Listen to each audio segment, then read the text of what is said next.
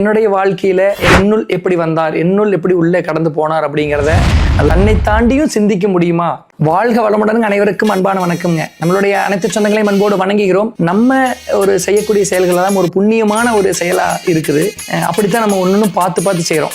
எந்த விதமான பிரதிபலனும் இல்லாம நம்ம செய்யக்கூடிய செயல்கள் நல்ல செயலா இருக்கணும். நம்மளை எல்லாம் பார்த்தவங்க எல்லாம் நல்ல ஒரு எண்ணத்தோட நம்ம பார்க்கணும் அப்படின்னு எதிர்பார்க்கிறோம். அப்படி இருக்கும்போது என்னுடைய வாழ்க்கையில என்னுடைய குடும்பம் எப்படி உள்ள வந்து, என்னுடைய மனைவி எப்படி உள்ள வந்து என்னுடைய ஒரு பாகமா இருக்கிறாங்களோ, அதே போல என்னுடைய வாழ்க்கையில் வரக்கூடிய நண்பர்களும் அது போல ஒரு பாகமா இருக்கிறாங்க. அதே போலதான் நான் பெரிதும் மதிக்கக்கூடிய நித்யானந்த மாமா அவர்களும். நித்யானந்த மாமா என்னுள் எப்படி வந்தார், என்னுள் எப்படி உள்ளே கடந்து போனார் அப்படிங்கிறத அது பெரிய ஒரு நிகழ்வு. எப்படின்னா, ஒரு மனிதன் தன்னை தாண்டியும் சிந்திக்க முடியுமா, தன்னை தாண்டியும் ஒரு மனிதனை நான் எப்படி இருக்கணும் அதே போல மற்றவர்களும் இருக்க வேண்டும் என்று எண்ண முடியுமாங்கிற அந்த எண்ண அலை என்னை ரொம்பவே ஈர்த்தது. அப்போ இப்படிப்பட்ட நானும் அதே வேவ் லென்த்தில் இருந்தேன். அப்போ இப்படிப்பட்ட ஒரு மனிதர் கூட நம்ம பயணிக்கிறதே பெருமையா நான் நினைச்சேன். எப்படின்னா, எல்லா மனிதர்களுக்குள்ள இருக்கிற நல்ல எண்ணங்களை எடுத்து அவர்களுக்காக ஒரு அங்கீகாரமா ஒரு வாழ்க்கை வாழணும் அப்படின்னா, ஒரு வாடி வந்தவருக்கு நம்ம ஒரு வாழ்க்கை கொடுக்கணுங்கிறதும், தேடி வந்தவர்களுக்கு நம் தேவைகளை நிறைவேற்றுவோம் அப்படிங்கிறதும் அவர்கிட்ட இருக்கிற ஒரு நல்ல குணம். அந்த குணத்தை நான் எடுத்துக்கிட்டேன். அப்போ நம்ம என்ன பண்ணணும், அப்படிப்பட்ட குணம் சார்ந்து இருக்கக்கூடிய மனிதர்கள் நம்மளோட வச்சுக்கணும் அப்படிங்கறதான் என்னோட எண்ணம். அப்படித்தான் நித்யானந்த மாமாவும்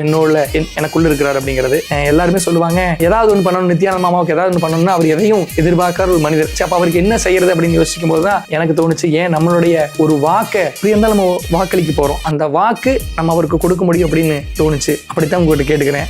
நீங்க நித்யானந்த மாமாவுக்கு ஏதாவது ஒன்று கொடுக்கணும்னு தோணுச்சு அப்படின்னா வேற எதுவுமே கொடுக்க வேண்டாம். நீங்க போடுற ஒரு வாக்கால் அவர் வந்து ஒரு இடத்துக்கு வரும்போது நீங்க என்னெல்லாம் செய்யணும்னு நினைச்சீங்களோ அதை அவர் செய்வார். ஒரு சட்டமன்ற உறுப்பினரா அவர் இருக்கிற இடம் அல்ல அது, நாம அந்த இடத்துல கொண்டிருக்கிற ஒரு எண்ணம் உங்களுக்கு வரும், அது செயலாக மாறும். இந்த வாக்களிக்கும் போது நித்யானந்த மாமா அவர்களுக்கு நீங்க உதயசூரியன் ஜனத்துல வாக்களிக்கணும். கண்டிப்பா வாக்களிச்சா யார் எம்எல்ஏ அவங்கதான் எம்எல்ஏ. அப்படிப்பட்ட நல்ல மனிதரை ஒரு அங்கீகாரமான இடத்துக்கு வர வைப்போம். வாக்களியுங்கள் உதயசூரியனுக்கு. நன்றி, வணக்கம்.